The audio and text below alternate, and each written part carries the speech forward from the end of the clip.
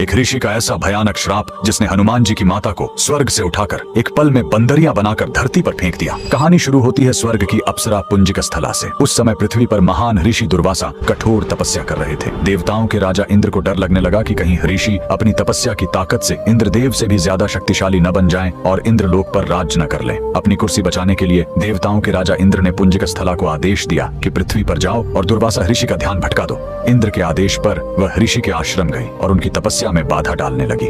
ऋषि दुर्वासा ने गुस्से में आंखें खोली और उसे श्राप दे दिया। तूने एक चंचल वानर की तरह हरकत की है, जहाँ पृथ्वी पर तेरा चेहरा भी वानर जैसा हो जाएगा। अप्सरा ने रोते हुए ऋषि के पैर पकड़ लिए। तब ऋषि ने दया दिखाई और मुक्ति का उपाय बताया। जिस दिन तुम भगवान शिव के 11वें रुद्र अवतार को जन्म दोगी, तुम वापस अप्सरा बन जाओगी। इसी श्राप के कारण उस अप्सरा ने पृथ्वी पर वानर राज कुंजर के घर बेटी के रूप में जन्म लिया, जिनका नाम अंजना पड़ा। बड़ी होने पर उनका विवाह महान वानर योद्धा केसरी से हुआ, लेकिन श्राप से मुक्ति पाने के लिए उन्हें एक पुत्र की आवश्यकता थी। इसलिए माता अंजना ने हम्पी के इसी अंजनाद्रि पर्वत पर भगवान शिव की घोर तपस्या की। सालों की तपस्या से शिव जी प्रसन्न हुए और वायुदेव के माध्यम से अंजना के गर्भ में दिव्य शक्ति स्थापित की। और तब इसी पहाड़ी पर जन्म हुआ बजरंग बली का। हनुमान जी के जन्म लेते ही माता अंजना का श्राप टूट गया। आज कर्नाटक के हम्पी में स्थित यह अंजनाद्रि पर्वत इस पूरी घटना के गवाह है। 575 सीढ़ियां चढ़कर आज भी भक्त उस पवित्र जन्म स्थान के दर्शन करने आते हैं। पवन पुत्र हनुमान के लिए कमेंट्स में जय बजरंग बली जरूर लिखें।